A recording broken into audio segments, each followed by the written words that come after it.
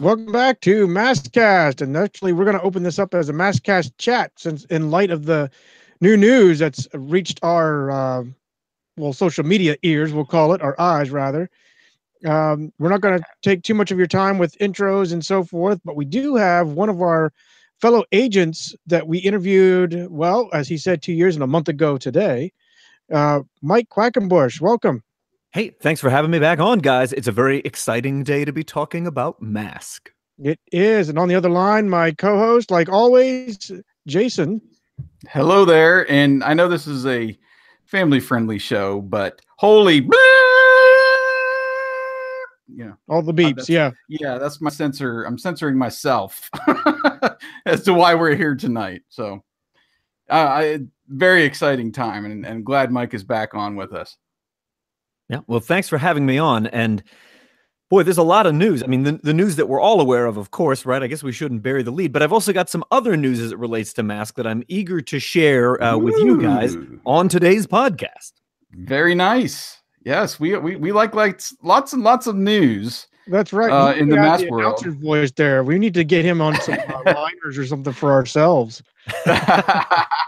Well, he's got the wrestling, background, so you've got to project, man. You got to know when to turn it on, guys. That's right. That's right. So yes, we're here because we had this huge announcement of a M.A.S.K film franchise, is what the headline was over on Hollywood Reporter, and we're getting F. Gary Gray as the director, who just recently has done The Fate of the Furious, which is like the 12th installment, whatever, in the Fast and the Furious franchise. I think it's like number 8. Yep. Right. And then it was Straight Outta Compton. He's got a couple films that I really love, like the Negotiator. I remember watching that in the theaters. That was an awesome movie. Yeah, he did a great heist film too, The Italian Job. Yeah, the Italian Job reboot. That's what I was trying to come up with all those little Mini Coopers. Mm-hmm. I'm gonna have to go watch that now, and in hopes, just to see how his style and everything was, and how it might translate into the M.A.S.K world. But that's the big one. I mean, Wyatt, we were just here back in January, almost having a funeral for Hasbro's film universe, and all of this combination of different franchises and everything. And the story was out that M.A.S.K is dead, and the ROM is dead, and they're putting all their eggs in Micronauts, basket. And here we are, out of the blue, we get this announcement that the franchise is coming. Let me throw it over to Mike, since we got him on as a guest. And what's going through your head as you're seeing this? Because I was in disbelief, and exactly. Then this has been years and years of hoping and speculating and stuff like this. So I'm like clicking over to other sites. Okay, it's on Hollywood Reporter, it's on Deadline, it's on all the film websites. This has got to be legit, So right. I was freaking out. I was a little stunned, as I think I was remarking to you, Jason, off the air during some communications that we had in the weeks and months here. My feeling was that we had really seen the last gasp for M.A.S.K. Certainly, we know that's true on the comic book side of things. IDW canceled M.A.S.K with issue 10, and that goes back to last August. It was hitting newsstands. So there's been this long period of time with nothing new happening. And one of the only things relevant to M.A.S.K that we heard was that writer's room that included some really notable writers that were supposed to be working for this Hasbro shared universe on behalf of Paramount. The writer's room was disbanded. So all of these things combined, I think, contributed to everyone's sort of gloomy prospects. I think we were all in the right to think, man, this reflects negatively on our very favorite 80s property. Right. So I was stunned to see this news, and it just started blowing up in my Twitter feed. Everybody was CCing me, and I'm sure you guys felt the exact same way. It was everywhere all of a sudden that they're doing this movie. I have to admit, one, we're a long way from seeing the finished product. But when I saw that they got someone from the Fast and Furious franchise, I thought, this is one of the best possible bets for this thing to become real. 2 of those movies, the 7th and the 8th, are among the 15 highest grossing films of all time. And that 8th installment is directed by this same guy. So I think they've attracted the exact right person to the project. Yeah, definitely in agreement there. What do you think, Wyatt? What was your reaction? I don't know where you heard it. I was getting pegged right and left, Facebook, Twitter. Hey, have you seen this? I'm sure you've seen this by now. And I was like, no, what's up?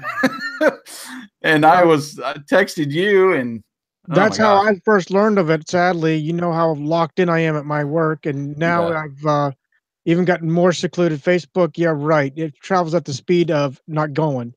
Not even dial-up can catch up to it. So, but anyway, no, I've just been like bathing myself in whatever we've posted. I've gone through the websites, and I'm flabbergasted, just in disbelief, just all in that array of emotion, trying to figure out, well, one, what are they going to do with it? Are they going to, is there a script already sitting in their hand? Are they going to reach out to some fans like they did a little bit with the comic book? What I mean in that is, they reached out to us, to the fan websites, not to us. And I'm not going to punch them there, but they reached out to a few entities to get a little play, but then they had that storyline that was pretty much what made the comic book series.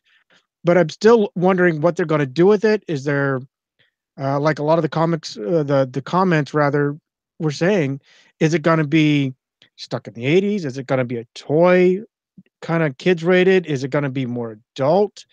Are we going to look at and see just an oversized Fast and the Furious? It's still up in the air what they're going to do with this. But yeah, I had to do like you. I had to make sure that this wasn't, one of those websites you go on, what is it, Snoops or whatever.com, and figure out that, no, this is just a farce, Right. And we were talking essentially off air, and I was messaging with Mike a little bit too, and he's got some, interesting vantage points. If you all will remember submitting his own pitch to IDW before the whole Brandon Easton thing was really announced, about the, doing his own comic book series. And Mike, and I guess this ties into your news too, but the way that all played out with the comic book, and now that it's essentially done through 10 issues, it's gotten to the point now, well, where are they going to go? Are they really going to follow or try to mimic what was in that comic book series? Have they already had something in the bag this whole time, and they're going to try to maybe use some elements from that and some from the, the original series? Give us your insight, Mike, on how you think that might play out. It's early, but Sure. Well, I've definitely kept my finger to the pulse of everything on the comic book front because of how closely I was associated with that during its formative time. And thanks to Agents of M.A.S.K and the online M.A.S.K community, I was able to garner enough social media attention that I got to pitch to IDW. I was one of about 10 or 12 writers that pitched for the M.A.S.K series. And of course, we know they went with Brandon Easton. My pitch was not a reinvention of the property. The pitch that I had come up with was effectively what happens the very next day. We've seen this many episodes, right? There are 75 episodes of M.A.S.K, and that's it. That's the continuity. What would episode 76 have been? What happens the very next day? And then where does that leave them years later? If we came back and revisited these guys somewhat updated, maybe not exactly 30 years later, but where are they in life? What are those guys like in today's world, given that they will have aged a bit? And is there a need for M.A.S.K? And that was something that I wanted to explore with my story. And of course, I held on to that pitch. So I watched the whole arc of it, much like you guys did, that Brandon had the task for Hasbro of trying to update, modernize, and somewhat reinvent M.A.S.K. They wanted a little more diversity, and obviously some things needed to be updated. You could see where they took painstaking care to try and pay homage to the original, and yet it was undeniably new. A lot of changes had to be made to satisfy Hasbro, and ultimately everything that came out had to be greenlit by Hasbro, or it did not go into the book. I think the reason for this is Hasbro was looking for a potential direction to take M.A.S.K. in the future. However, and we all know this part of the story, by issue 6, sales were low enough on M.A.S.K. that it was ordered to be canceled, and it was wrapped up at 10. Brandon, Right. when he was on my old podcast, said he'd written 12 issues of story. So that story had to be jammed into the last couple of issues. Some of the subplots were truncated. He had to rush to the finish line. My personal belief, and just my belief, that's all, just one dude's opinion. If Hasbro felt like this is the direction we're going to take that franchise, that comic book would still be in print regardless of what its sales figures were. If Hasbro were convinced that's what they wanted, it would be out there in the marketplace right now. But maybe it was because of low sales, maybe it was because part of the fan base felt alienated by the fresh approach, whatever. M.A.S.K. died at issue number 10. Well, as it happens, I held on to that pitch, like I mentioned. And I thought, as it happened to come around in my social media, guess what you were up to 2 years ago? I thought, hey, maybe it would be a good time now to revisit this. And I happened to open up a line of dialogue with one of the editors at IDW, who took a fresh look at the pitch that I had prepared 2 years ago, the thing I was talking about the last time the three of us were together on a podcast. And I happened to get a response about it this afternoon. So nice. The timing, of course, is exceptionally apropos, given there's a whole bunch of M.A.S.K. news this week after months and months of, man, it felt like nothing, didn't it, guys? Right. So here's what I ended up hearing back today from the people at IDW. While they certainly appreciated my pitch and everything, they were quick to tell me that they are very far away from another M.A.S.K. book right now, and it would not work in the current climate.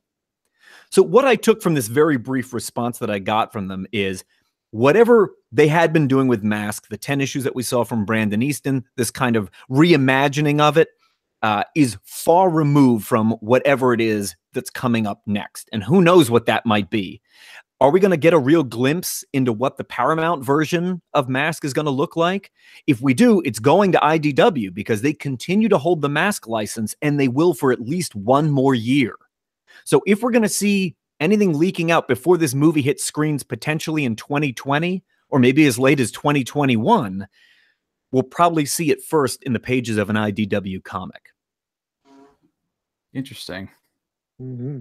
Yeah, I was thinking about that too, and how they might want to team up as they've done with some other properties. Obviously, Transformers, G.I. Joe. They've all put out like not necessarily novelizations, but adaptations is what I want to say of the movie, or they set up the movie in some form or fashion. I was thinking about that today too, that might actually be a good possibility once they get the story laid down for the film. Mm-hmm. So I like where you're going with that. And it's still Brandon's series, and we really haven't wrapped up our reviews on the whole 10 issues, but it still felt kind of crammed into that Revolution world. There was a lot of G.I. Joe in there, a little bit of Transformers, and they kind of kept it tied into that world that they had created to essentially bring M.A.S.K back to comics.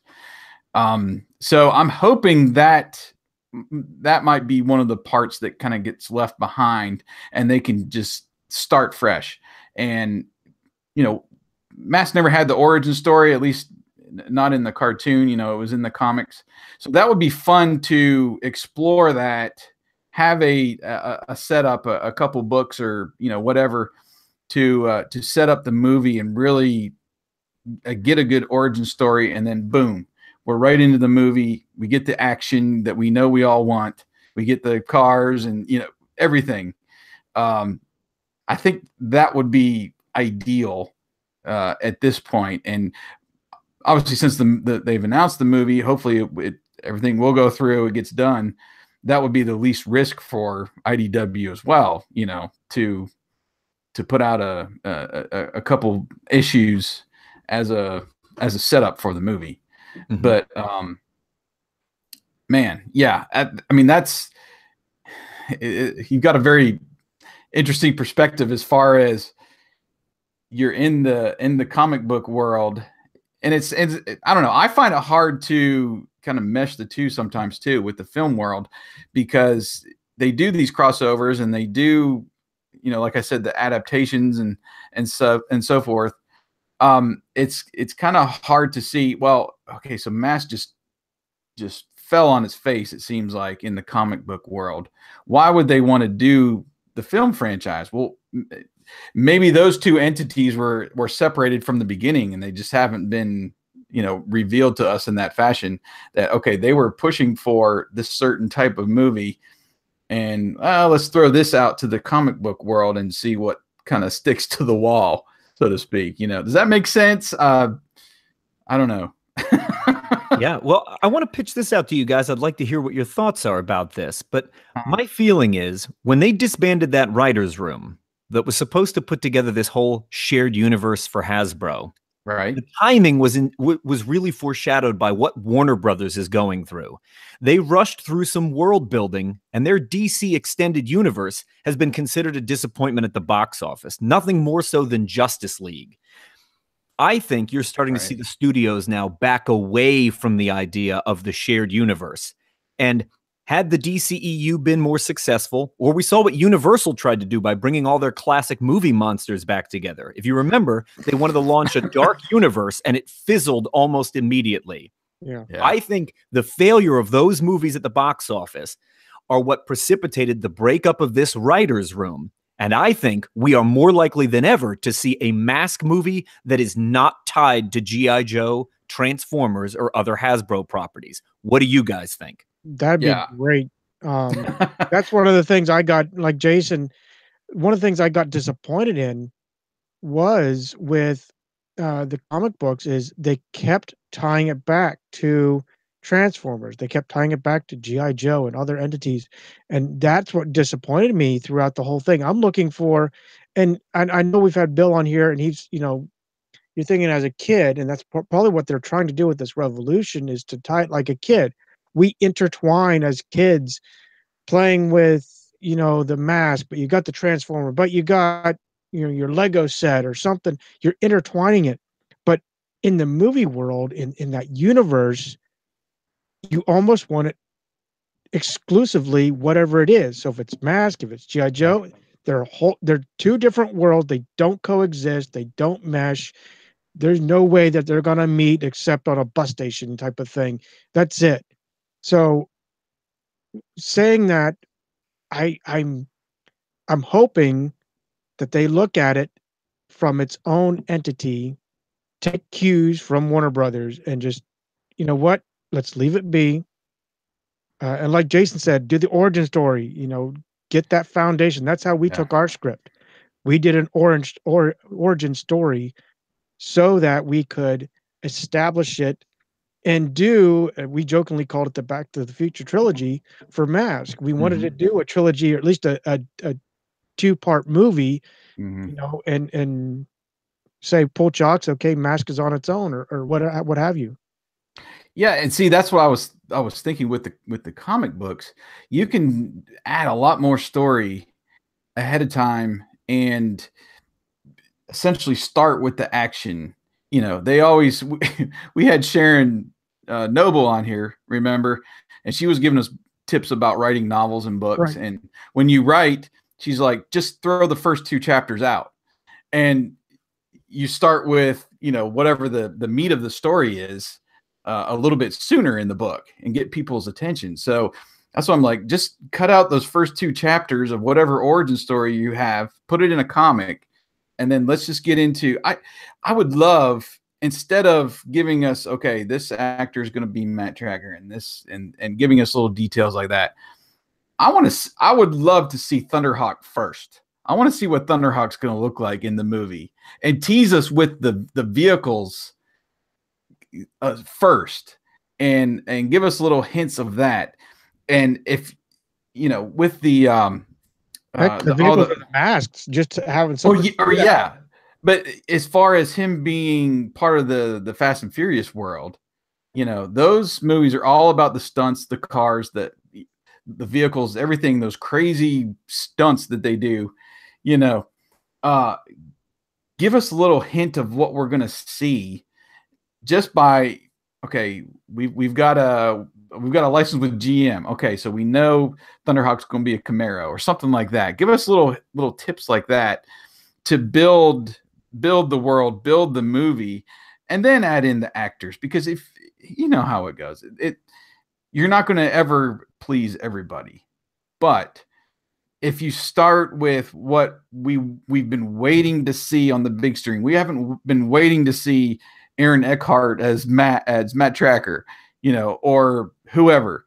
We've been wanting to see Thunderhawk take off up in the sky, live action. That's what I want to see. So let's start there. Let's tease us there. Tease the fans there. Get them interested in that. And Hasbro, like we've said time and time again on this show, they are a toy company. They want to make toys. So what is going to be the bread and butter of your toy line? It's going to be those vehicles.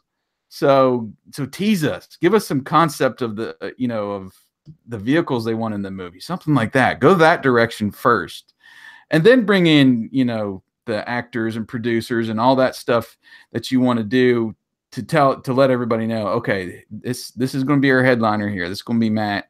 We're going to have several other actors portray these characters. Because I've already seen people, okay, which agents are going to be in there, and I'm excited to know that as well.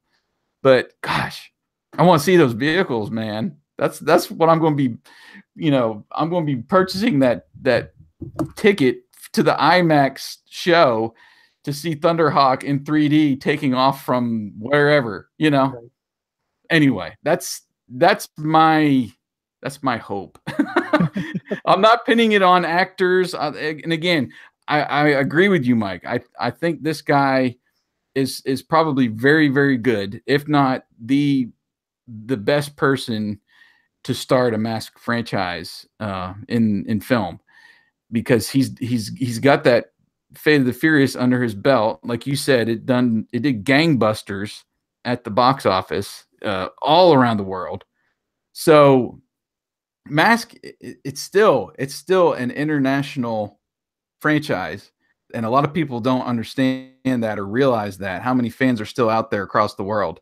And if he can put into what he put into with the Fate of the Furious, and we can make this a global, international box office movie, gosh, we could see several sequels, and that would blow my mind. But here we are.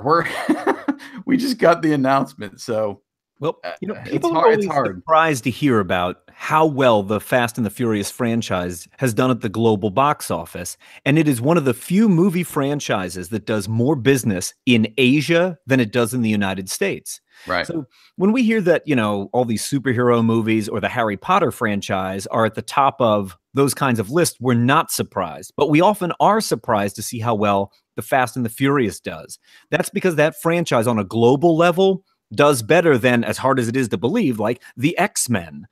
The Fast and the Furious is a massive franchise. And when you distill a lot of episodes of the M.A.S.K cartoon series to their core, they are heists. They're capers. That's exactly what Venom used to do, right? Yep. They're stealing a painting. They're stealing gold from Fort Knox. They're stealing a panda bear. Whatever it is that they're doing, it's a heist film at its core. And you've got a guy who's made an outstanding caper film in The Italian Job and knows how to do fast-paced action with vehicles. I think we're in a really good position right now, given that all we know is the director. We don't know who's writing it. There's not a talk about it being casted yet. None of that. But today, it feels like a very good day to be a M.A.S.K fan. Very good. I think we need to figure out how to submit our script to him. Just well, I'm making a plea to you, Wyatt, or I'm not going to say promise, because I don't know if I've got the time, but I want to get our script in some kind of novelization form and throw out there before the movie hits the theater, just so people know kind of where we were with it. I've been dying to do it. I just haven't taken the time to convert it, because movie scripts they're really not readable to the normal person. But anyway, I want to put the whole story of our script together. That's one thing I want to do, and this is just obviously energized me to get that done. But let me throw this out to you. Hasbro, go ahead. You know, at least maybe get it into his hands, because it looks like he's looking for a writer. Just saying, we got something ready to go. We worked at this 6 years ago now.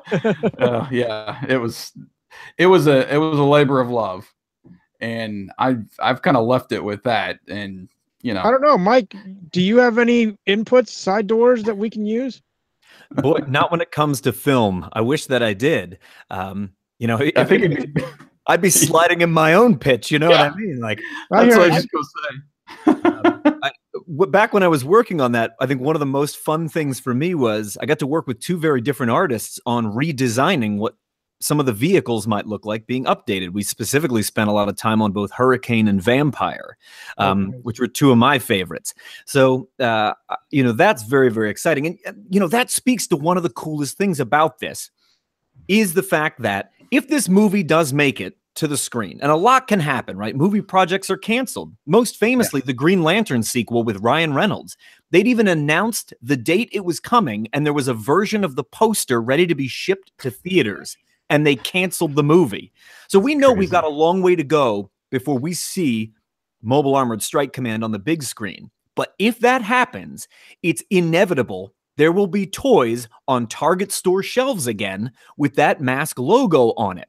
And I know this in part, one, because of some of the work I do at Chikara, the wrestling company that I founded. So you may know, if you listened once before, the pro wrestling company that I'm involved with is very comic booky, and we've certainly done our tributes to M.A.S.K. We had a song that was a loving homage sung by Stan Bush of Transformers fame that is the M.A.S.K theme song. Some of our events were named after episodes of M.A.S.K, like High Noon, our first pay-per-view. So there's a lot of M.A.S.K love on the Chikara side of things. Later this year, we have a video game coming out. It's going to Xbox, PlayStation, etc. And part of the thing we've been working on with this video game is, could we get action figures into stores? We have been met with such enormous resistance from not just the major toy manufacturers, but even boutique toy manufacturers saying, unless your video game is a runaway hit like Five Nights at Freddy's has been over the last 2 years, there is no way you will get 1 inch of shelf space in a Target or a Walmart, and that means no major distribution. Do you have an animated series in the works? Well, the answer is, I don't think I'm spoiling anything here, guys. No, Chikara doesn't have an animated series in the works. Do you have a major motion picture in the works? No, we don't. So no, they don't think they'll be able to get us the distribution to make a toy line a success. But this M.A.S.K feature film is a major motion picture at Paramount. If this thing goes to the screen, it will have the oomph to clear shelf space at major toy retailers. And I think, 60 days before that movie, just like now, right? When you go, the Avengers Infinity War figures hit 60 days before that hits screens, right? There's going to be a new wave of M.A.S.K figures and toys out there on toy shelves that run right alongside this new movie. And hopefully, like a couple of the classic toy line stuff too. That would be awesome if they just reproed, like they did with the Voltron series, where they had Voltron the classic. Yeah. I mean, I've got chills, Mike. I got chills. Well, just think about this for a second, guys, because this could go a lot of different ways. I have an opinion, but I want to hear from you two.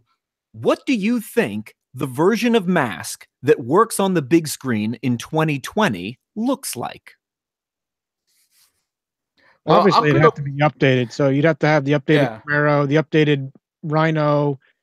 You might pull pieces from like Hurricane, but I could see it being modernized. It's so dynamic what they could do with it. But then again, you got Fast and the Furious. They got that 1970 Dodge Charger. They might pull that that hat out of the bag and go, okay, we're going to keep Hurricane 57 Bel Air. We might keep, Manta as the old Nissan Uh, uh, there's little things that they might do to add that oomph or that awe to it. But then again, I can see them just kind of coming in, clean sweeping, and going, a whole different way. They might see a Tesla truck as Rhino. I don't know. I don't know what they're gonna do. I just hope that they keep some of the essence there, that we we big fans can go, yep, that's Thunderhawk. I identify that's Thunderhawk, or go or something to that liking, and hope that they're gonna get the mask, the powers, the cars fairly. I won't say similar. Well, similar is probably the right word. Similar. They don't have to, they don't have to bring out the old '86 IROC, but you get the car right. Don't come out with a Ford Mustang like they did with Knight Rider. I mean, I get it, but no, don't do that. Jason, what's your take? Well, I'm opening a wow, can of worms with Jason. He'll be here an hour. yeah, wow. Wow.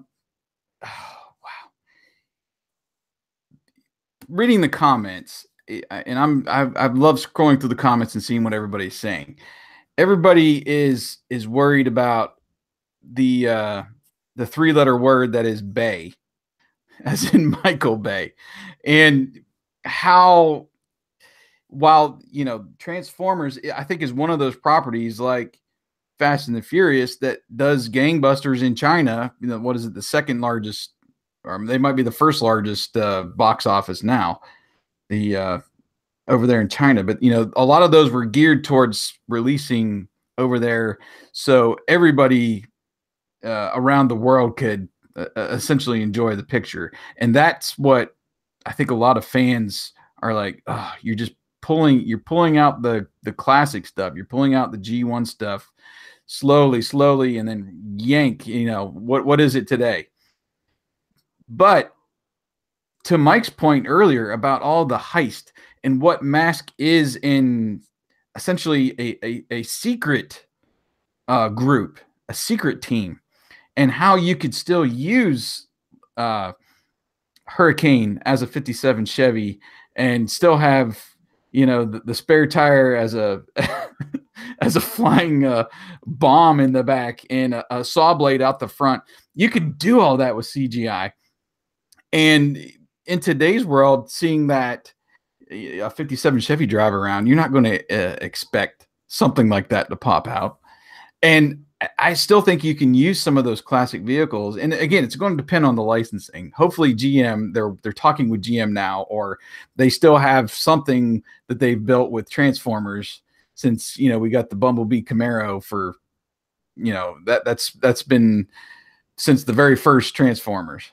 So we know that they've got some ties to GM, and we can keep that. If you can just at least give me that and give me Thunderhawk as a new Camaro, I think it'll make the fans happy.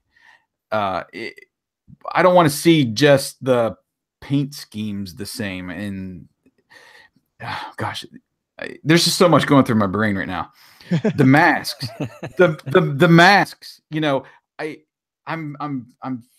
keep going to like the first G.I. Joe movie. The thing that kills me about the G.I. Joe film franchise is the suits. They gave him those super suits, and they were black and ugly, and they all looked the same. We want to see color. We want to see diversity in the masks themselves. Not just the characters like they were in the show, in the cartoon, but we want to see it in the masks themselves. They don't have to pull over and be big, bulky, weird looking things, like it. You can just think about that. Think about the cartoon and how that would translate to real life. That's probably not going to happen. So I don't want just like, give me goggles, for a mask, unless it's Hondo, he was just basically goggles. Yeah. But okay, so give him the goggles, give Matt something that kind of pulls over and looks cool out the front, and if you bring on Gloria or Dusty or whoever else you're bringing on, give them different looking Mats. Don't make it all the same. Make it different. And again, it's not all about the paint schemes and trying to bring the new characters to the modern era. It's just making them distinctable between each other, I think, is enough. And then add in the little hints of what they were 30 years ago, and there you go. So I'm kind of pushing for. I'm not so much worried about the Michael Bay's done with Transformers. I don't think he's going to come on. He might be like a executive producer or something. He's not going to have like a huge role. If for some reason they would bring him in, or he might be a consultant or something. Who knows? But I think the worries about this, being a Michael Bay franchise lookalike is out the window with this director, and just with all of this other possibilities down there. You don't have to reinvent the wheel. The huge thing that Transformers had, which I don't see a way of tying this in. The huge thing the Transformers had that kicked them off and made them the franchise they are today, is they brought in Peter Cullen as the voice of Optimus. Mm-hmm. We, as much as we want to hear Doug and hear all of those guys, Doug will even admit he's Grandpa Matt Tracker now. He doesn't have that voice. As much as we have our own favorite characters and we love the voice actors and the work that they did on the show, we're not going to have that. It's the only thing that we have is really those vehicles and the way they transform, the way they convert, not transform. I think that's going to be what brings us fans from the 80s to now, and to look over whatever story they're going to come up with. If it's crap, if it's good, great. If it's crap, I don't think I'm going to care what the story is going to be. But I want to see those vehicles, I think, are going to be what I want to see the most, and what they can do the most to bring the old franchise into now. We don't have that Peter Cullen to give us the goosebumps in the theater. It's going to have to be all stunts. It's all going to have to be wowing us in that Fast and Furious, crazy, insane kind of way. That's what I think we got to do. All right. What else? What else we got? What else we want to talk about? Well, a thought about specifically as it relates to this director, guys, and when we might be seeing this, like I alluded to. So F. Gary Gray, you may know, right now he's working on the Men in Black spinoff, and this goes to theaters next May, which means that the soonest he's going to be working on a new project is next summer. So I think it's realistic to think summer of 2020, provided that's his next project. Well, let me stop you right there. Let me stop you right there for a second, Mike. Sorry to interrupt. Sure. I got to go find the Hasbro film schedule, because we talked about this on the last show. Remember, Wyatt? And you were the optimist. You're always the optimist. And you said that last movie that they had scheduled, I think it was 2020 or 2021. Yeah, 2020. That was a mystery movie. This just kind of hit me. So maybe the last one in that schedule, that's what we need to confirm. We need to get the Hollywood Reporter online. Is that last movie on that schedule M.A.S.K? Yeah. And to your point, Mike, yes, next summer is 2019. It's probably going to be 2021. Yeah. The very soonest it could come out is the summer of 2020, and the following year is probably more likely. So we've got a ways off. But if I was going to weigh in on what I think it's going to look like, I think there's a couple things to take into consideration. What has Paramount had success with that is roughly of this same type? And you guys are right in that looking at Michael Bay's Transformers probably gives us a little indicator of what is the visual style going to be, especially as it relates to the special effects. The way those robots transform, that type of, CGI is probably very akin to what's going to be used to make the vehicles convert. So I think you're going to see some fingerprints from that because it's the same studio, right? This is something Hasbro and Paramount are developing jointly. So I think you're likely to see that. And they've also got a very clear vision for like what they want their properties to look like. Now, we've seen it with Transformers and we've seen it with G.I. Joe. Now, I don't know where you guys come in, but I haven't cared for either of those movie franchises lately. I don't know if either of you happen to be big fans, but my guess is you're not. No. Moderate, I would say, moderate interest. And what about I haven't you, even Wyatt? seen the last night. I haven't even seen the last Transformers. I have stopped at the third Transformers, and I was disappointed after two. I haven't even glimpsed at GI Joe movies. When I saw the first trailer of it, like Jason identified, they're all wearing the same uniform. I'm like, where's the twins? Where's Duke? Yeah. Where in his Hollywood shirt or his Hawaii shirt?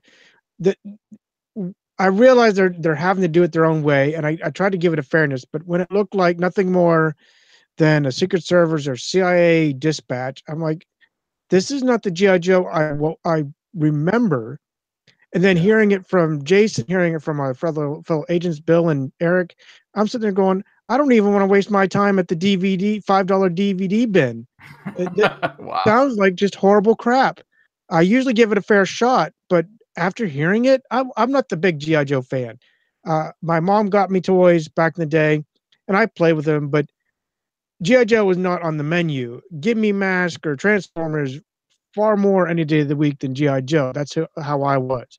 So I'm not missing anything. If I don't see Cobra, that's not going to hurt me much, except that I know it's Starscream in disguise.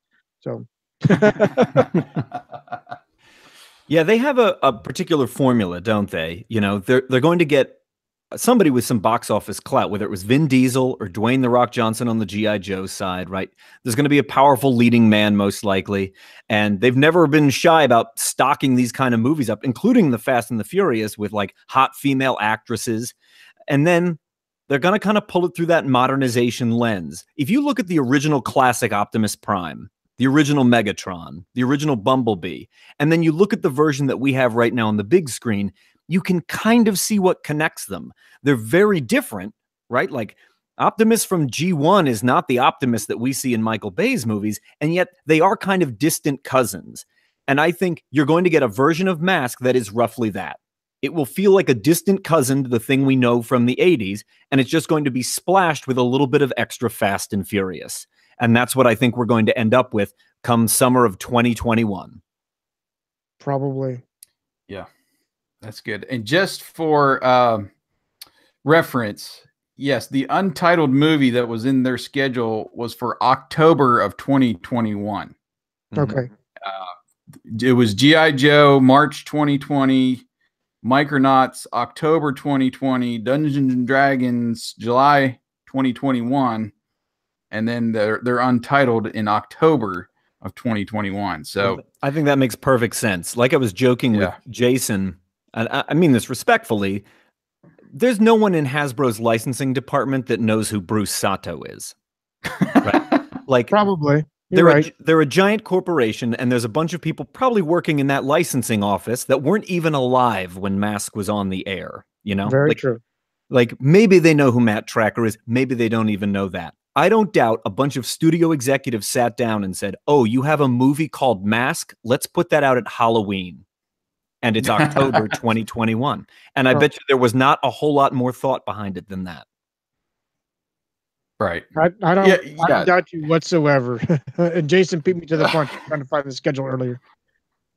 Well, you think about the summer blockbuster time frame, and they've kind of backed that up now. You know, you've got the Infinity War coming out. What is it, next week or in 2 weeks, into the month? So in April, they're kind of pre-Memorial Day or pre-May now with the blockbusters, and then they're kind of releasing.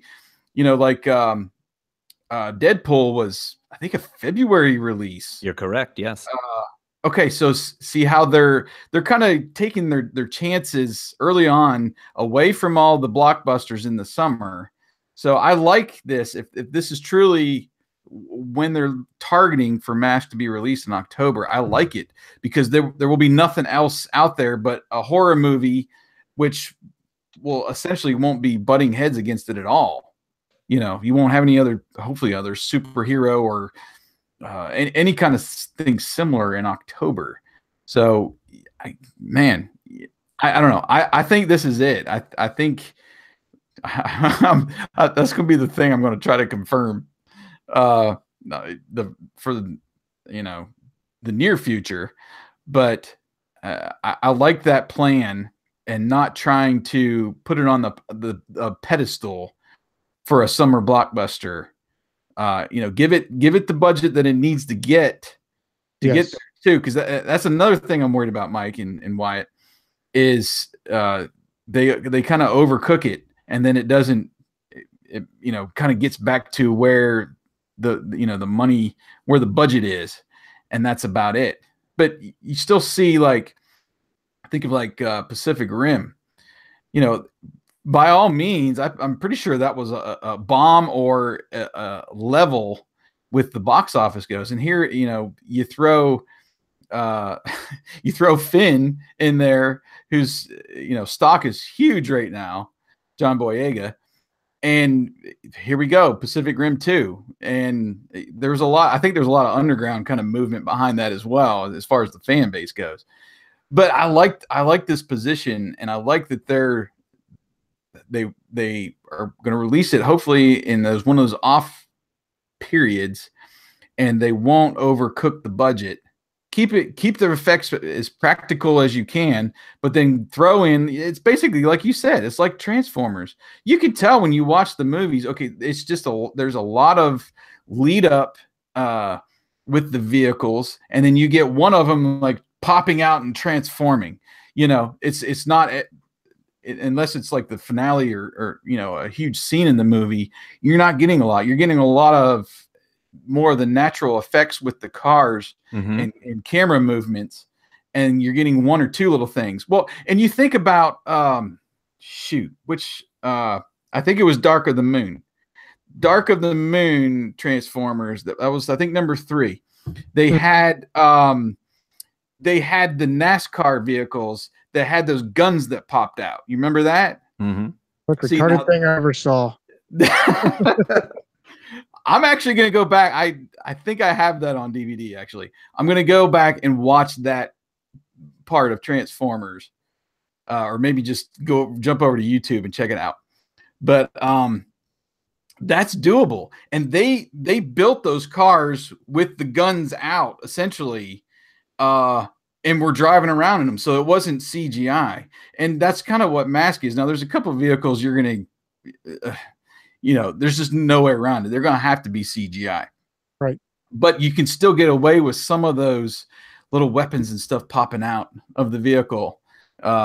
Even Hurricane, if you get that huge cannon out the windshield. Right. I'm getting goosebumps again. Well, Jason, you made me think of something, and I'm curious to hear your reaction to this. Okay, go ahead. So, you know, M.A.S.K takes a hard left turn in its final 10 episodes as a cartoon, right? Right. They try to strip out a lot of the conflict because, you know, it's my personal belief they wanted less on-screen violence, especially because it was a popular property in Europe where the regulations about what could be aired to children were different. What if we find out a year from now that the version of M.A.S.K this movie is going to be based on is the racing version of M.A.S.K? Because ultimately... right? The Fast and the Furious is about street racing. True. If you find out that they're going to be ignoring all that early idea stuff, and it's going to only be roughly based on the final 10 episodes of the cartoon, how does that change how you feel about this movie? Well, I don't know. As far as the heist angle, or, I mean, you still got the transforming, you know, I keep going to transforming. You still get the cars that convert. You know, if you think about Goliath and Matt's Indy car, and it's still a flying car. You lose Venom, basically, right? In the racing series, there's Venom there, but it's more of a cannonball run. Right, they're just rivals. Right, they're rivals. There's no kind of good versus evil in the sense that you have this uh, uh, terrorist group versus these secret police, essentially. So you lose that. So I don't know how, unless you keep the heist angle and just you have these guys that are race car drivers, and on the side they pull missions for, the government or something. That could probably still work. I'm telling you, if it's the racing or if it's original, if it's something brand new, it's got to be driven literally by those transforming vehicles, and those need to be the stars, like back in the day. Wyatt and I have talked about this forever on several different shows. Yes. How that felt, and how the Fast and the Furious franchise feels, is the cars are the stars, or at least they are level with even like The Rock and Vin Diesel, because what cars they drive. Like you said, Wyatt, the Charger, the Triple X movie that Vin Diesel did. Yep. It was all about that car, that spy car that he had, was just insane. So as far as what I'm concerned, as far as the racing series goes, as long as you keep the cars up there, and you're not trying to essentially story build the thing. Fast and Furious is not about story building. We could really care about who dies and who turned to the FBI this time, and who, it's just all about those insane stunts and cars that they have throughout the movie. So I think you just got to keep that. And I don't think the story is going to be, it can't be the driving force behind the movie, Anyway, that's me. Wyatt, over to you. Racing Well, racing series. It's been a long time since I've seen the racing series. So, like Jason described, it's about what I remember, which is more like a Cannonball Run versus good versus evil, like we have right now. I don't know that I would be disappointed, as more as taken aback that that's the angle they wanted to go with. I can see them doing it if they're looking for the racing side of it, but I would hope that Gary Gray would just at least do some homework before jumping into whatever script gets thrown in front of him, before he says, yes, I'll do it, or no, this is the way I want to go. I just hope that he would not necessarily watch all 75 episodes, but at least, get a good gauge of what is going on in the cartoon.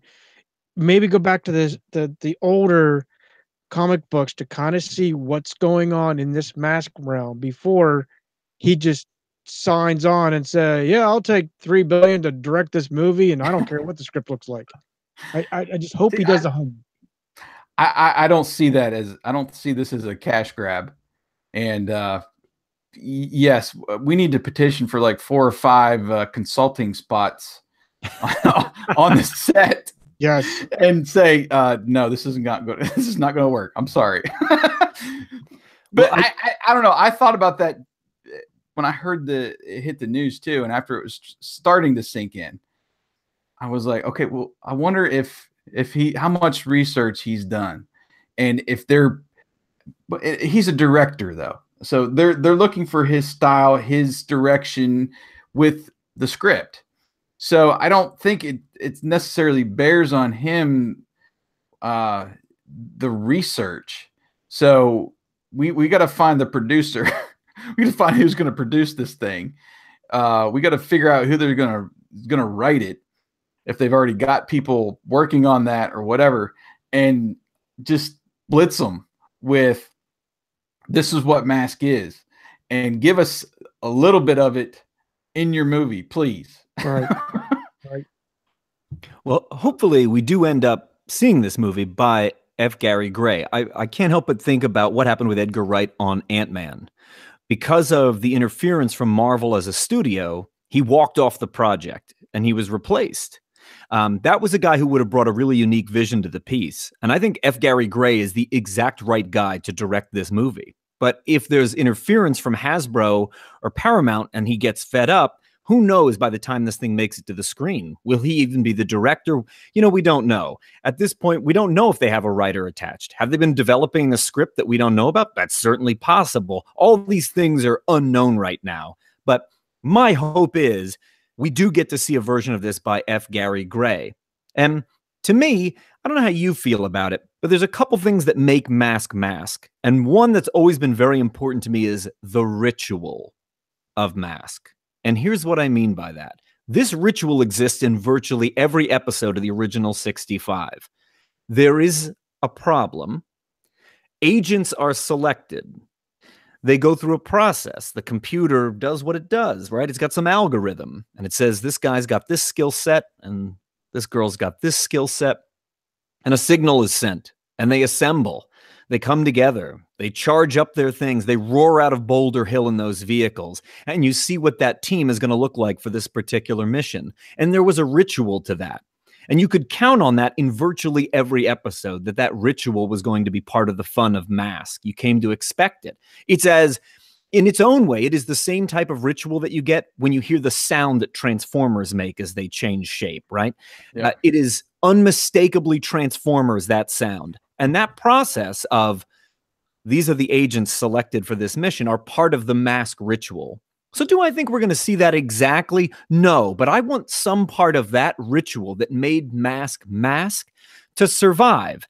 And they'd be crazy not to use the very best cartoon theme song of all time, just updated a bit for 2021. I've seen already people tweeting out there, pick me for the theme, cover. And that's another thing too. Gosh, I mean, even if it's at the end credits, just sitting through, if I can get through this movie and be totally, like 6 inches above my seat floating and listening to a cover version of the original theme rolling through the credits, I would be, that would be top of the heap, of what I would want. Because that would just be one small thing that they could do without any interference to where they want to go with the story, with, the franchise. That's one little thing they could do to give a little wink to the fans. It's not a big deal to give us an awesome rock synth cover, whatever, of the theme song on the end credits, And do you have a favorite cover version of the theme song? Well, it's got to be the one that we use for our intro to the regular MASKast shows. I think it's by Video Micro. Mm-hmm. Great version. There's another guy. Oh, it's gonna kill me. He does the split screen, and he does all of the parts. And he's released a version out there, very rock, very just metal. It's awesome. So there's a couple out there that I really like, and I really think even if you take one of those guys, pull it off of YouTube and just stick it into the end credits, or something like that. Oh gosh, that would just do so much, I think, for the fan and just a little fan service, The guy that you're thinking of, his label on YouTube is Bad Arts Lab. That's it. So yeah, so that's a great thing to bring up. That theme would just do so much to bring us 80s dweebs into the theater a second time or whatever, just to get us to come along for the ride and enjoy it for what it is, but give us that little wink of, yes, we remember you guys. We remember the theme and how cool it was. Even, gosh, I've been emailing Mr. Saban, Mr. Levy forever to give us the soundtrack. They've released so many soundtracks of 80s cartoons. He-Man got a soundtrack release. Just give me the soundtrack. He did so many of the very best theme songs, right? Yeah. He's behind Inspector Gadget and a bunch of other ones. But I think he really made his fortune, on bringing Power Rangers to the U.S. market. And something tells me getting a release of that is probably not on his priority list. I'm curious, have you guys ever heard the cover of the theme song by the Australian band Toehider? I don't think so. So I happen to know the lead singer, and it's available in iTunes. It's on their EP called Children of the Sun, where they cover 80s cartoon theme songs.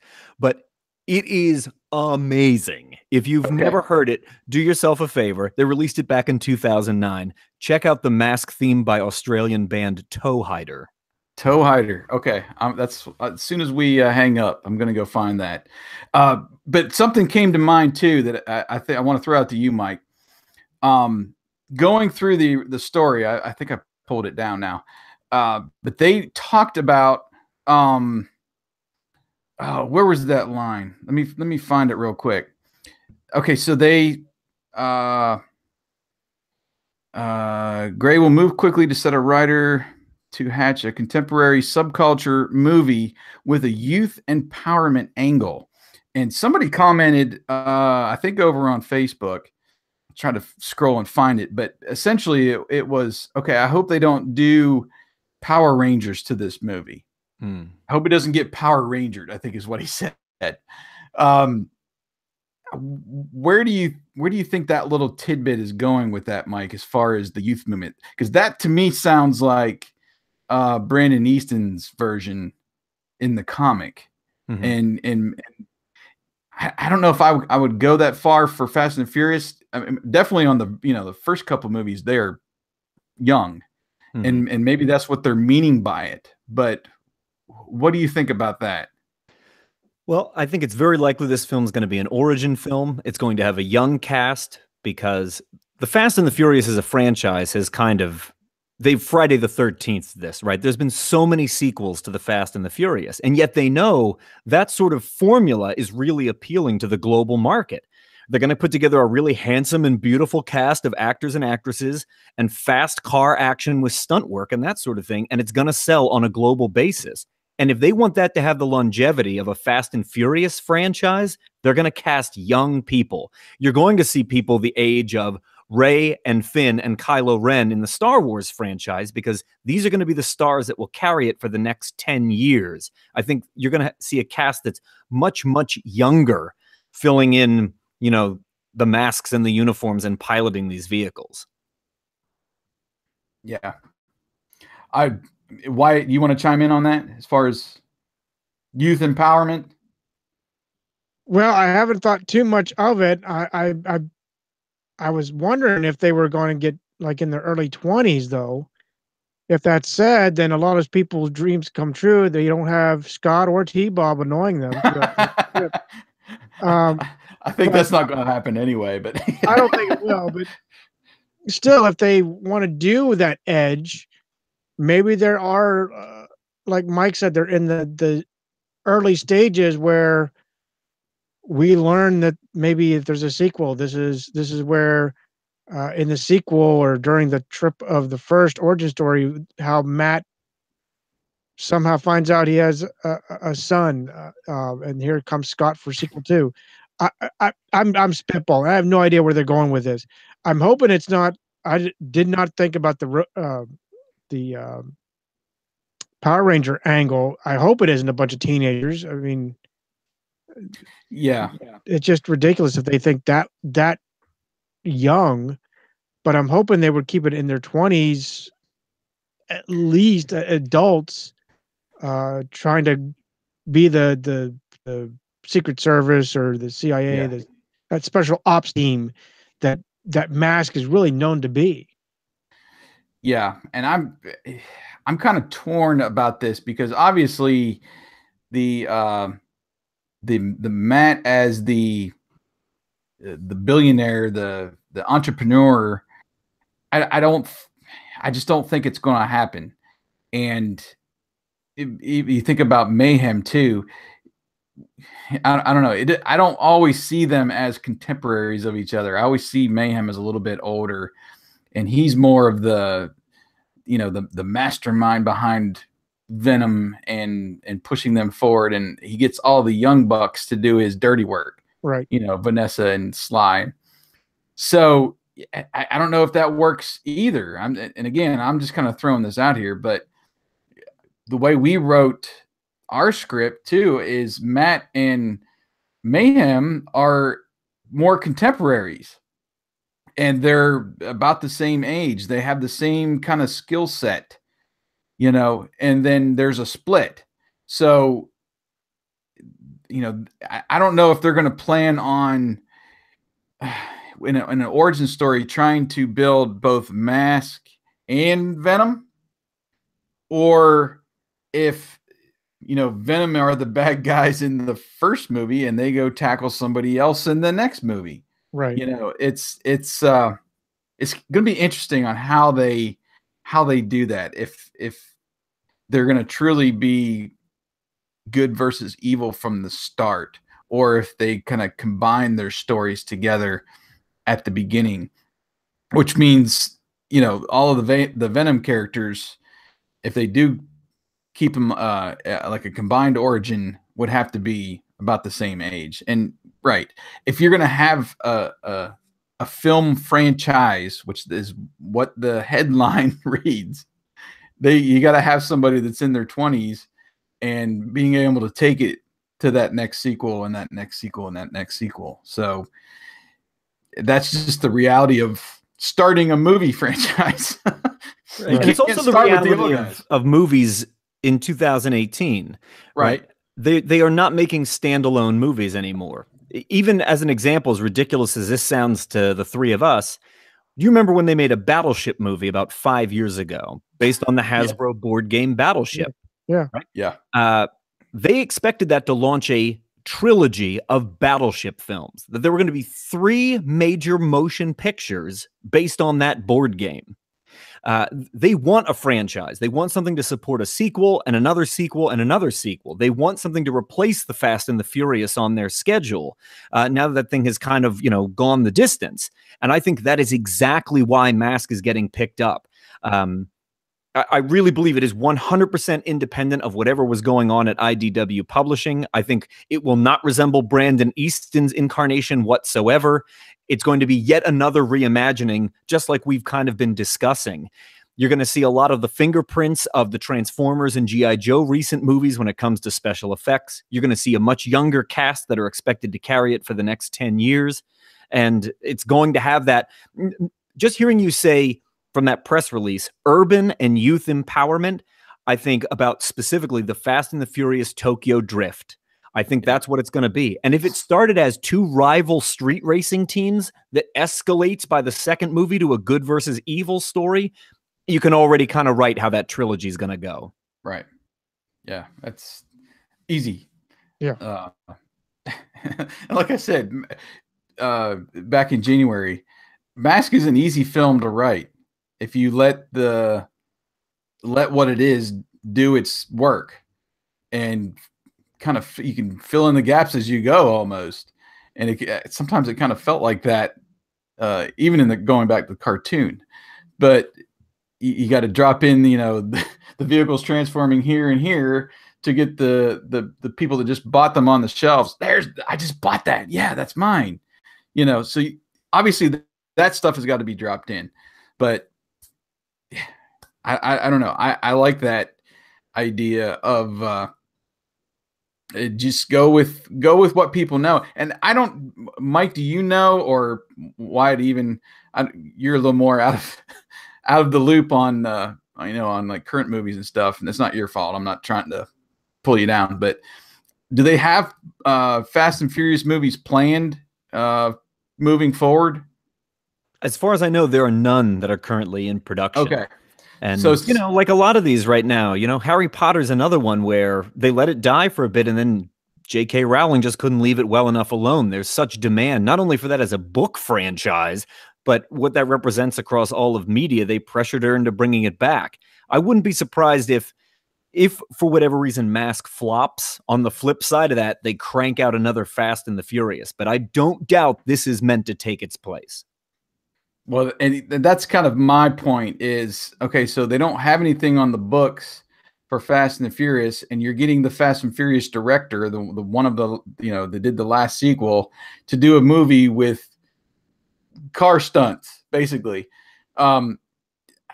That's got to be a huge pull and have huge weight on how the movie's going to be made to get those Fast and Furious people in the theaters. That's just it's obvious. Again, looking at the director, but with nothing else planned, it's got to move in that direction, and Hasbro's got to be thinking that to kind of put their money down on M.A.S.K becoming a film franchise and giving those Fast and Furious people something to watch in the meantime. Well, I just found a little bit of information about that as you were speaking. Okay. The Fast and the Furious franchise will conclude in April of 2021. Okay. So if our timeline holds up, they get their final movie in April, and we get our M.A.S.K film in October.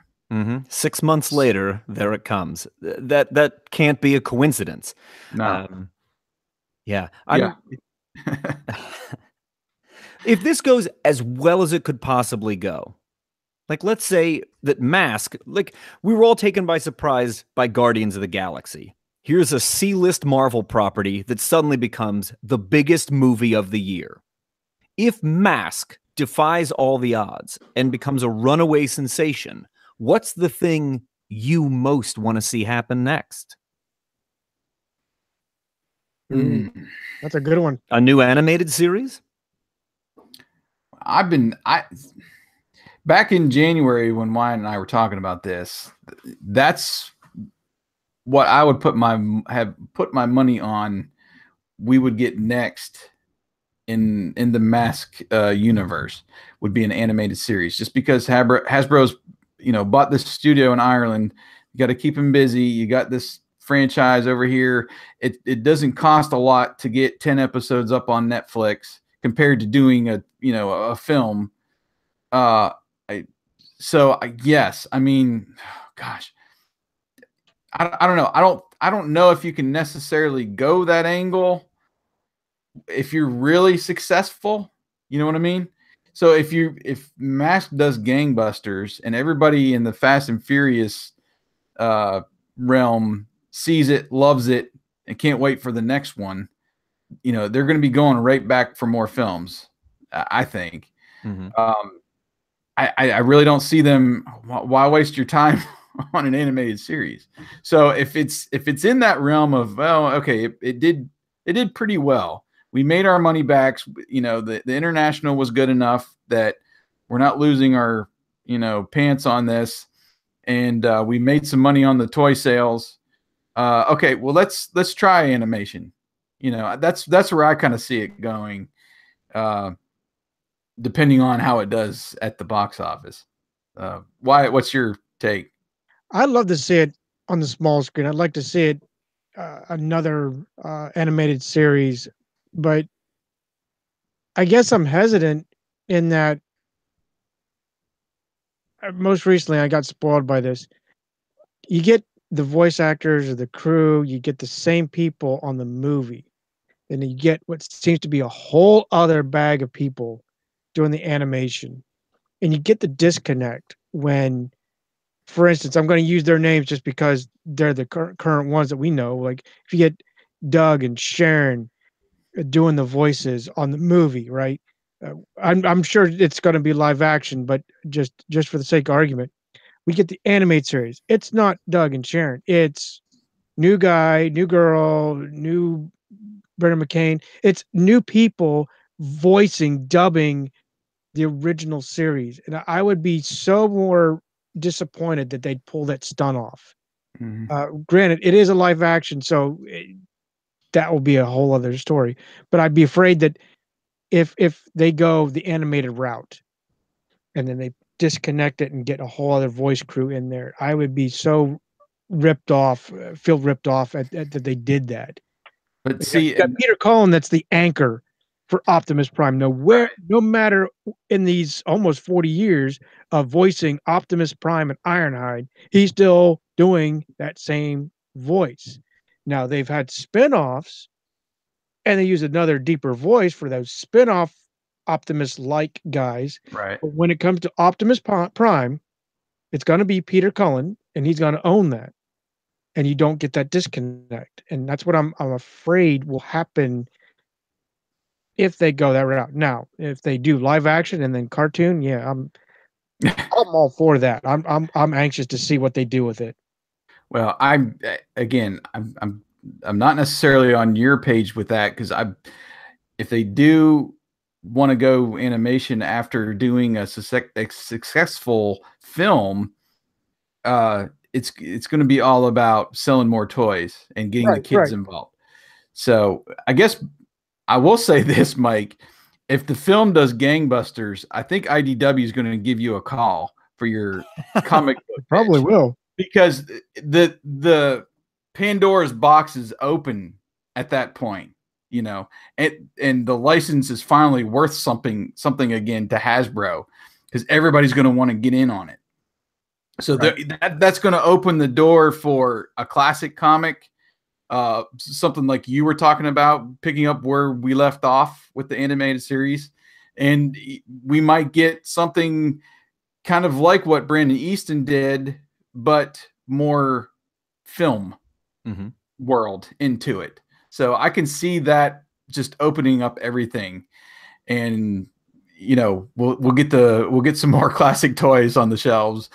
And I'm not trying to, you know, poo-poo M.A.S.K doing huge at the box office, and I'm trying to curb my enthusiasm, obviously, too. But it is a good thing, because again, it's going to see M.A.S.K across the board back, and I think the fans will, whether they like the movies or not, we're going to get something, you know, in the comics too, and possibly animation. So I do think it's likely, you know, the Transformers as a movie franchise really helped bring Transformers back as a viable animated property. We saw it come back as Transformers Prime. We've seen Robots in Disguise. It's yielded some excellent animation. Rescue Bots. Right, you do, and sometimes you do hear Cullen and Welker back doing their trademark voices. I don't think it's out of the question. I think you're right in that it's very likely that we'll see the comic book license activated again, probably looking more similar to the movies. Maybe there's a chance for the classic title. I don't know who would write it if they did. But I also think an interesting possibility here is M.A.S.K as a very modern video game, realized in the sense of like the Batman Arkham Asylum series has been, or Halo. That's a really fascinating concept. The M.A.S.K video game that existed way back in the day was atrocious. You could even make the argument that it really wasn't M.A.S.K at all. It just got skinned M.A.S.K, even though it was meant to be another video game. We've never seen anything like that. We've seen cool toys before. We all played with them. Like, we saw a pretty great animated series. We grew up with it. But we've never seen a really great M.A.S.K video game, and that excites me. That's a very good point. Yeah, the old M.A.S.K game was like Oregon Trail with cars. You know, it was it. And I've never actually sat through and played it. I've watched the little walkthroughs, you know, like on YouTube, and I'm like, wow, okay. But that's a great idea and point. You think about Halo, you think about the way that you go through the game or the campaign version, and you have missions in the Warthog, in the vehicles, you know, doing stuff. Then you get the little missions with just the team, you know, and whether it's first person or whatever, that's really not relevant. But you could do so much with that and have some essentially parts of the video game where you just control the characters with the masks and their special abilities to get through, you know, that part of the game. And then you jump in the Thunderhawk, and you jump in Condor, and you have a mission with, I mean, oh gosh, man, you just opened up another part of my brain that's going crazy, man. Oh my gosh. I'm still thinking we got to find a way into, maybe find them on Twitter and just say, hey, we got something. Can you at least entertain our Well, never say never. Right. Mike is never saying never. with his idea. So who knows? Who knows what can happen between now and when they actually start, pulling this film together. And again, it's going to be at least until next summer before this guy's free. And who knows who they're going to call. I'll give you my cell phone number off the air if you're listening now. And yeah, really. I've got 4 or 5 of my my mask buddies here that I would love to take a trip to California with. But all that aside, yeah, there's just so much that M.A.S.K has never been into. I've been crying for years to open up the license into some of these other toy companies and stuff. And I know Hasbro's kind of silly with that. They've given Funko some stuff, but just letting M.A.S.K go into other possibilities like that. Not just because those the pop vinyls are so popular right now, but gosh, see, I thought about this the other day too. Okay, what size are the M.A.S.K figures going to be? Are we going to get 6-inch? Are we going to get what are we going to get? It's not going to be what it was. It's not going to be the smaller figures. It's going to have to be into one of those lines. Are we going to get like a 3 3/4 with the vehicle, and we're also going to get 6-inch? Have you what are they guys going to seen do? the Netflix series, The Toys That Made Us? Yes. So I thought that was a fascinating look, especially at what was going on at Kenner at the time. And it's clear one of the reasons why the M.A.S.K figures were the way they were was because of scale. They had to be able to fit them inside of the vehicles. Right. If they go with a much larger figure, then the vehicles will have to scale up as well. And that might mean like we see M.A.S.K in a way we've never, ever seen it before. Yeah. And I don't think, well, I don't know. Star Wars is just above everything else right now. And they have the 6-inch figure and vehicle, combos in their the newest toys that they've released. So I doubt that they would go there first, but it's going to have to have a figure and a vehicle together. And what cooler way to do that is to do it in different different sizes. And that's all new territory for M.A.S.K in what they do. Gosh, I just man, I could talk about this for days. It's just got me so energized. I know, and it's again coming off of what we heard in December and January, and now if they let us down, I'm done. I'll just close up the site. Okay, if they call off this movie, I'm done. Okay, do not give me what you're giving me now on this all-time high, and then just pull the rug out from under me. I will go. I don't know what I'll do, but that's when we'll start our spin-off podcast, Wyatt. I think so. Right. But anyway, being so low for even these last few months, and then just to go through the ceiling, gosh, it's I don't know. I don't know how to explain it, and I know you guys are kind of feeling the same way, and we've got several of our friends in the community who knows what M.A.S.K is and the lull it's been through, and now finally this seems like the breakthrough that we've been waiting for years. Nothing against IDW and Brandon Easton, any of that, but there had to be a time when Hasbro was going to do something with their property that they've been holding on to for so long, because it's just been so silent, and the potential has always been there. And that's what kind of that little sentence that they threw into the announcement where, let me pull it up here real quick.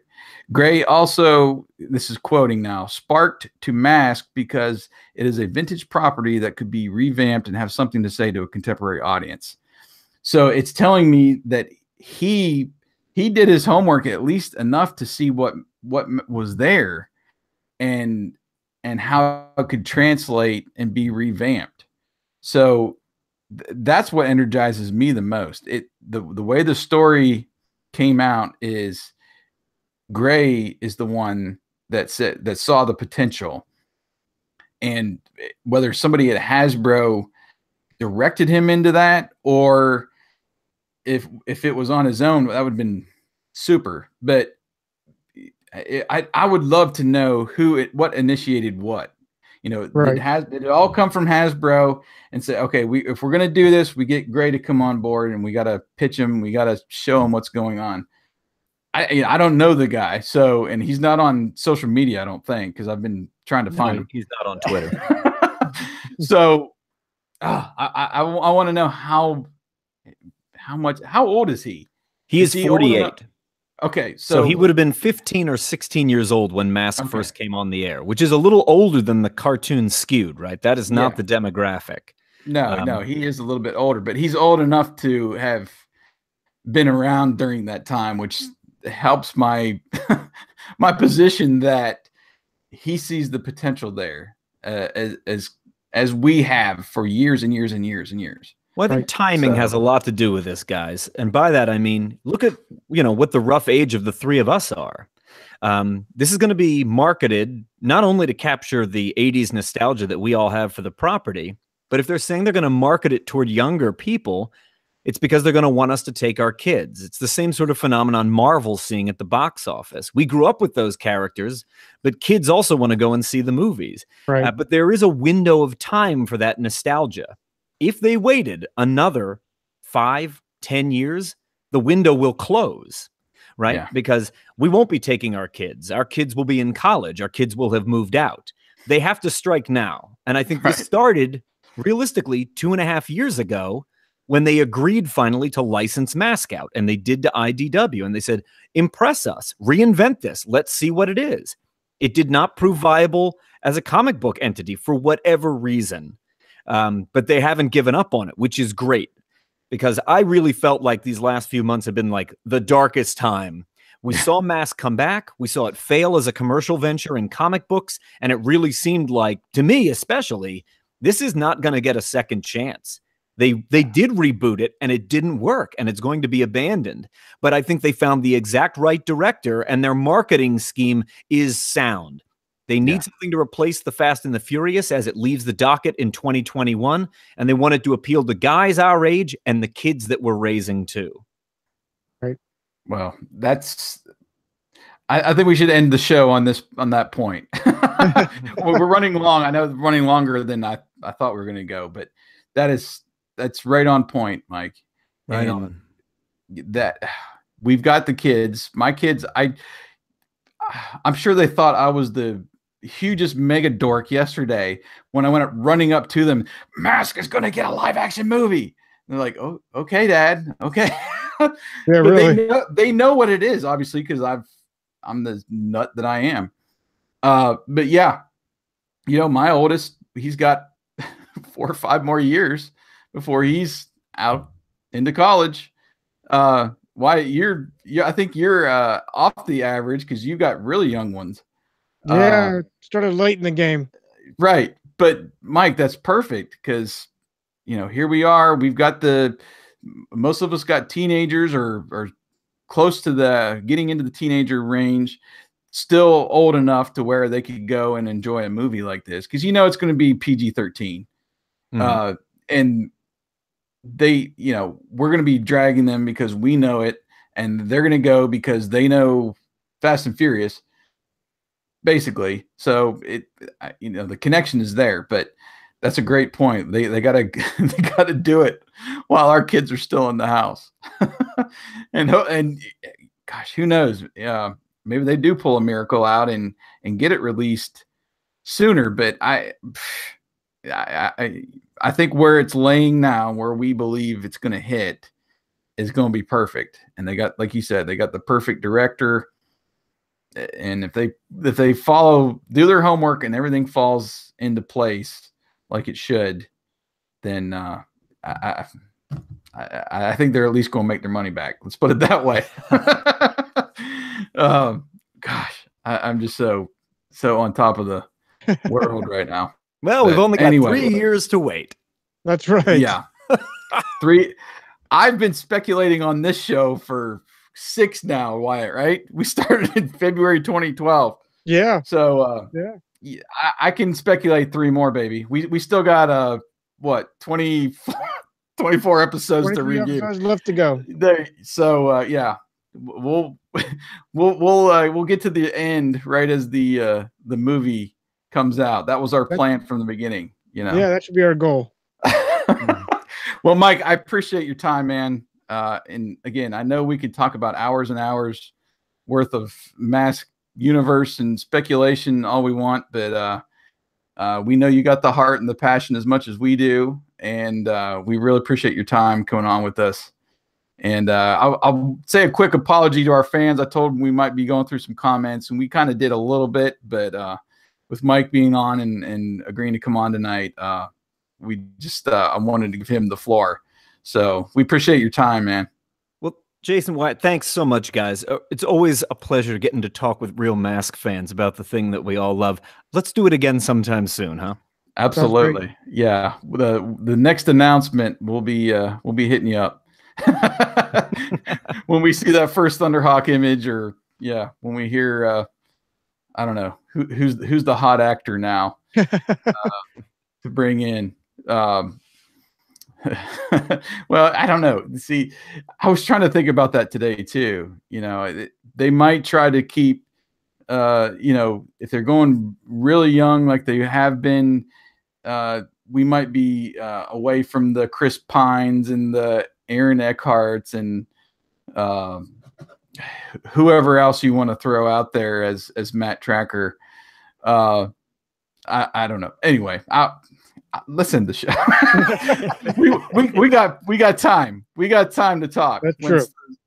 Once those announcements come out. So, Mike, thanks for coming on. Thanks for your opinions and input, man. Great stuff. And best of luck with Chikara, all that stuff. And we'll keep retweeting you if you are going after IDW for that pitch. We'll keep you as much as we can. Right. with our followers. But thank you, guys. Appreciate your time. Mm-hmm. All right, Wyatt, you want to take us out of here? Yeah, it's been an awesome, very awesome, and quite a pleasure to have Mike once again on our podcast, MASKast. And thanks again, fans. We will try to do our best to keep you updated. We look forward to a M.A.S.K movie, whatever that might look like. But until then, thanks for joining and watching us here on MASKast Chat.